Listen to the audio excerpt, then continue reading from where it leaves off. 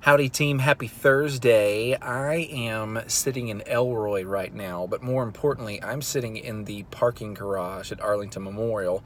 I'm pretty excited right now because I'm fixing to get to see Casper and Maggie, and I'm really hoping I get to meet baby Martin. Fingers crossed, we'll see what happens. It is amazing the anticipation and joy that a baby brings. I know all of you know firsthand what that's like. It's just a super cool thing. The fact that the timing worked out that I got to talk about we get to talk about anticipation on Sunday, and I'm anticipating something right now so much is pretty fruitful. And also, sort of in that same line, it's really cool. If you read through our verses today, you see this interesting progression as Zechariah is talking about the Messiah. He's kind of like a parent talking about or a set of parents that are talking about the anticipation that comes with the child. And except when parents talk about their babies, it's a lot of, well, wouldn't it be cool if, our kid did this, or boy, I can't wait for the day when our kid does this. But a lot of it's just, ethereal of this would be neat. Maybe it'll happen. Maybe it won't. Who knows? In this case, Zechariah is laying down some for sure things, and he's even more excited about that. And so the lesson does a really good job of bringing up just some of the prophetic points of this, but I want to roll through this with you a little bit different than the lesson does, and then you approach it how you want to, and I really mean that, but I want to give you all some stuff to think about. I will say that both option 1 and option 2 in the teaching point, both are really good and a lot of fun. Either one of those are great to kick your lesson off of. But I just want to roll through these verses with you because there is some cool prophetic stuff here. So if you start at verse 8, I'll start at verse 9. It says, For behold on the stone that I've set before Joshua on a single stone with 7 eyes. Okay, in one verse, really one sentence, it covers 3 pretty significant points here. Joshua here is the high priest at the time. The high priest of Jerusalem, of the temple that they're still in the process of building. But he plays an important role here, specifically that high priest concept. So keep that in mind. But that's who that Joshua is. It says, on a single stone with 7 eyes. Stone there, the lesson references this. That stone there, most theological scholars will tell you, is a reference to Jesus. I'll take it a step further, though. Remember, Jesus referred to himself as the stone that the builders rejected, but that he would become the cornerstone. He is the stone, so that's good. And then it says with 7 eyes, and this is where the youth are going to go, with 7 eyes, that's weird.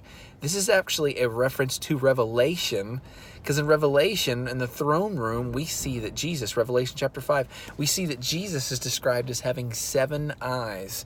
Now, it's not that he has eyeballs all around his head. That would be weird. 7 is the number of completion. So this is a reference to the fact that Jesus has complete vision. He sees everything. So this is really cool stuff. It says, I'll engrave its inscription, okay, declares the Lord of hosts, and I will remove the iniquity of this land a single day. Inscription goes back into the Old Testament again. One of the things that is promised about is the law will be inscribed upon our hearts after Messiah comes. So that's what that word inscription is talking about. Remove the iniquity of all in one day. We know what that means. That's a reference to the cross. So that's really cool. Then you jump down to verse 12. It says, Thus says the Lord of hosts, behold the man whose name is the branch. Jesus referred to himself. He talked about himself. He said, I'm the vine, you are the branches. This is where, now it just said that he's the branch. Here's the idea, and this is really a pretty significant one. The Messiah is referenced as the branch being the thing that comes out of the vine. The vine is what's attaching everything else to the vine.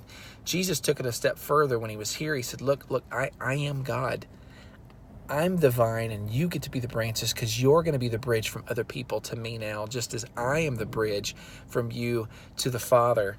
So that's kind of a cool thing. But Jesus referenced himself as a branch. It says, build the temple. Remember Jesus talking about this in Matthew chapter 25. Jesus made the statement. He says, hey, this temple is really awesome. Jesus says, yeah, it's going to get tore down, but I'll build it back up in 3 days. Jesus is referencing himself there. So we're talking about the temple here now too. See all this prophetic stuff just here in a few verses?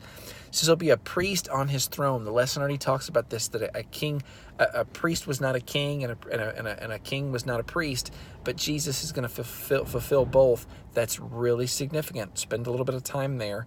really important. We need Jesus to be our king and our high priest.